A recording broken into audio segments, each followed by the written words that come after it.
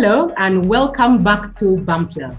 So P7 VAC has only recently received their PLE results, and I thought it was a good time for us to speak about how the air suddenly changes around this time, especially in the homes of the P7 leavers. I actually just wanted to read us a comment. So I've been getting comments throughout the week, the weekend about people's results, but I think the funniest I got was from a friend of mine, Mom Dora, about her child, where I was asking her, and she said, Pumla, breathing is not very crucial for survival, because for me, I stopped on Wednesday when they told us the results were going to be released on Friday. So I just wanted us to talk about why parents choose to put themselves on so much pressure, even much more than their children, when results come out. And do you think it's warranted? You know, Pumla, that question is so paramount. And so because we see it all the time, PLE, USCE, UCE.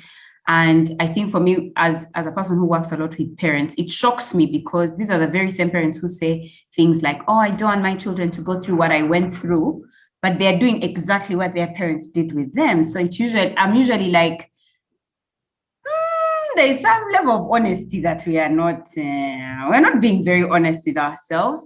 And so I feel like the way our education system has laid it out for us, we still, even if we know better, I feel like most of us are like, man, I know better, but my children are in Uganda. I know better that, the world can be different. It's not just about education, blah, blah, blah, blah, blah. Then you're humbled by the fact that you live in Uganda and the way the system in Uganda works, your PLE results are important. And I feel like, yes, that's warranted, but I think we are at such a transitional time as a generation. We are the ones that are going to mark the change from that old system of the way we saw education to the new one. And so we are the transition. The people behind us see it a different way. The people in front of us are going to see it a different way. So we are the transition. And so it's a kind of a difficult place to be in. We are treading lightly. We are not really going. We're going backwards, going forwards. We say one thing, but do another. So I feel like that's just the challenge that we're in. So I can't say that it's not warranted. I would say it's understandable. I see. And so for me, most of the times I'm just thinking to myself, I keep encouraging myself. I keep telling myself, you know what, Manuela, what's most important for your children right now is for them to learn how to read, how to write, and how to learn. I'll say that again. I keep reminding myself that what's important for my children is learn how to read, how to write, and how to learn. The basics of education are reading and writing, numeracy and literacy. Numeracy, literacy, learning how to learn, and having a growth mindset. For me, those are the four things. I keep asking myself if I'm ready to let, like, for example, Blake go, because now he's learned how to read, he's learning how to count. Am I okay letting him be? And I'm getting to the place where my heart is going at peace and saying to myself, yeah, if it stopped now, he would still be okay because he has the basics. He can read and write, he can count, he's learned how to learn, and now he's going to learn how to have a growth mindset. I'm good. So yeah, that's where I'm at, but I know I'm in the transitional generation. I think parenting is constantly transitioning, learning how to do things, and with every generation, things are changing, but not really changing. Do I believe that parents' pressure during this period is not warranted? I say it is extremely warranted. Why? Be it exams, be it getting into a college, all these I believe are paths or ways to initiation. And as a parent, you would want your child to pass these different stages of initiation, because as an adult, you see that for you to be able to get into a good university, you should have done well in PLE. For you to be able to get a good job, there are certain stages that you have to go through. And that much as we try to give all this self-love and encouragement to our children, at the end of the day, they have to set exams. And if they do not pass this set exams, it doesn't change who they are, but there's a certain mark that you'll not hit, like the Bagisu. You cannot be a man before you've been circumcised. Just like as a parent, you know that your child will never be able to move on to a certain level if they're not able to pass, these exams that are benchmarks for, who they're going to become. So I completely understand where they're coming from. And I think, in all honesty, the parent who couldn't sleep from Wednesday, I completely understand where they're coming from, because we want the best for our kids. So absolutely. Yeah, you're very right, Angie and Manuela. I think that when I think about our system, our education system, the economy, the commercialization of education, I feel like parents' pressure is as a result of a combination of different things.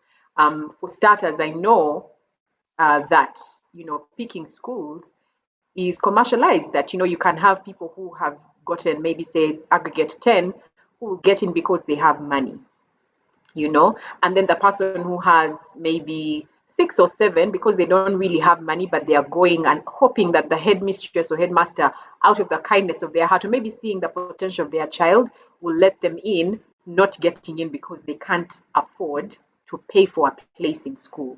So I completely understand why a parent would be panicky that, oh my gosh, results are back. What does this mean? I think that's the question that a lot of parents are asking themselves. What are the implications of this?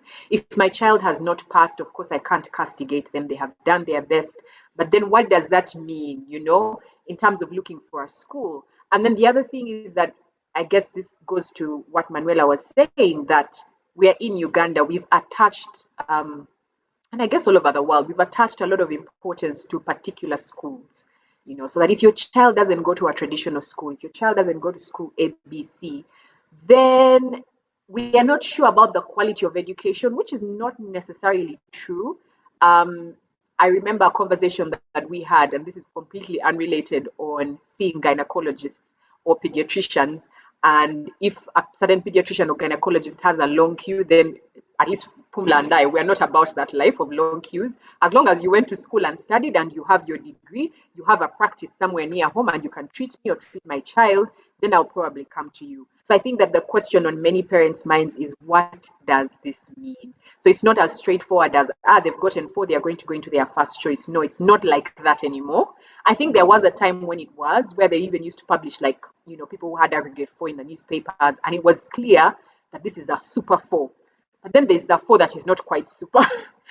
And yet that person might actually get into school, a good school, before the person who had a super 4, So things have become a bit fluid right now, and really it's about your pocket and who you know in terms of getting a school for your child. I mostly like the fact that everybody is kind of bringing up the transitioning, and the evolution of the generations, and where we were before and where we are right now. Because I remember my parents used to tell me, and dug it into our heads, that PLE was we went through PLE, no more traditional system. PLE was your make it or break it. In their heads, like, PLE determines the rest of your life, because where you get admitted to for your O-level sets the tone for your academic and hence career path.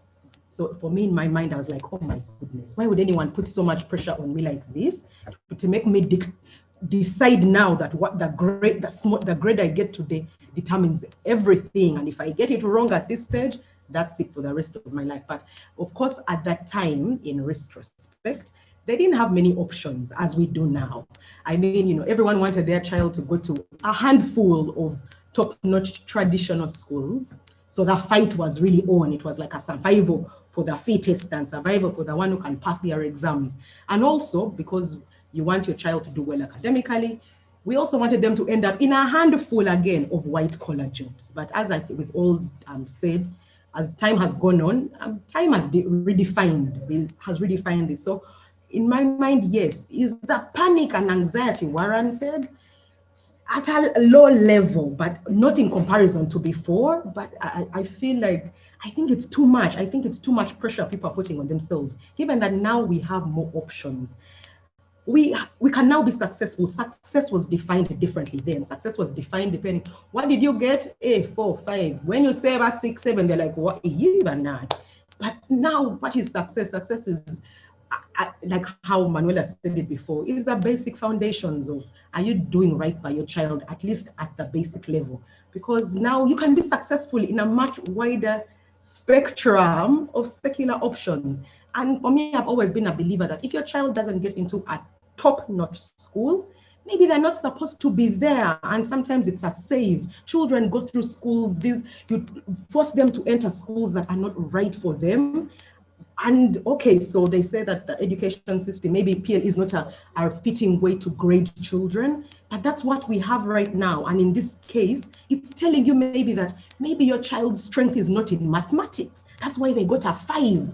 And maybe you who gets a 1, it's just telling you your strength is in mathematics. So why don't you go to a school where they can nurture that strength? Then you put your child who got a 7 in math with that child who got a 1 in math. They are going to be taught in the exact same way. And you then expect your child who got a 7 to get a 1 now at the end of S4, let me say. Me, in my head, it's always been a save. If you're not getting into those schools, don't force your way into them. Oh, wow. I like that, Yamuchi Susa. If our parents that had a primary 7 students, I think it would be inevitable for me to have, the anxiety, because everyone wants their child to pass. I know there's a transition, but like Angie said, if there's a set, if there's exam set, we expect it to pass. I mean, you want your child to pass. But the fact that there's a transition, I also like that parents lately, they are not forcing in primary. They'll take their kids to some schools and say, I'm not waiting for my child to get a 4, but I just want them to build on their confidence because they know better. I feel like they know better. There's schools now where your child is actually, they tell you in that school, we don't expect a 4, a 5 or 6, maybe expect something, but know that they're going to come out more confident and they'll have all the other basics that Manuela was talking about, as long as they learn their counting, their numeracy, like the basics really. So I think that transitioning has helped, but it didn't take away the fact that even those that are still in the old setting still have, they have that anxiety. They want their child to pass. I mean, they've paid for 7 years. They feel like, my child should be excited. I had a colleague whose child got 5. Oh my goodness, he sent everyone messages. I'm so excited for him. I'm so excited. You could think as the mother, I ululated on the phone. I'm like, oh, wow, you've done an amazing job. I'm so excited. I'm even getting him a gift. So that excitement, it's really, I feel it's inevitable because not only primary, whatever setting it is, whether it's Harvard you're taking your child to, they're expected to pass at a certain level. But I think that's my take. Yeah, this has been an interesting conversation. I hope by the time ours all start getting there, we are ready. So yes, to your viewers, do you have a child or a child close to you who just sat their finals? How do you deal with the anxiety that results tend to come with? Share with us in our comments. We look forward to hearing from you. So I just thought I should share, Amos Wekesa just posted something on his Facebook page and it goes, okay, guys, I got 12 aggregates in primary leaving examinations many years ago. I had the potential to do even better based on my class performance throughout primary. That was the last time I got a first grade and only got worse as I advanced in school. And in fact, got 6 points in my A-levels. Okay, no one asks me for my qualifications today. I'm not saying I'm proud of class underperformance. Yes, once in a while after a talk and out of curiosity, someone will ask what I studied in university. And yes, I'm paid up to $1,500 for an hour's talk, side hustle. Some pay less. And they will be surprised when I say I didn't go to university. If your child didn't get 4 points, it's not the end of the road. And you can give me as an example, except also tell them that they need to find their passion. They need to skill themselves in their passion. As they pursue their skills, encourage to do general reading. In the past few years, I read about 2 hours daily on different subjects, including tourism. And I put in practice things I find important during the reading. Knowledge is actually everywhere, and it's useless not to apply part of what you read. The reality is life has a different set of exams, and good class education is only an added advantage, but not necessarily the only requirement in real life exams. And, you know, Angie was talking about passage and the exams and what, and I just thought to myself, you know, life has those exams for our children. Life has those exams for us. Whether I'm good at mathematics will be found out when I can't count the money that I've gotten from the bank. Whether I'm good at English is an exam I will face when I'm asked to speak at an event and I can't talk. So I thought that I should read this just before you close, Pumla. Thank you so much for that. And to Amos Wekesa, that's a really powerful, I felt it. So until next time, with love from Bump Love.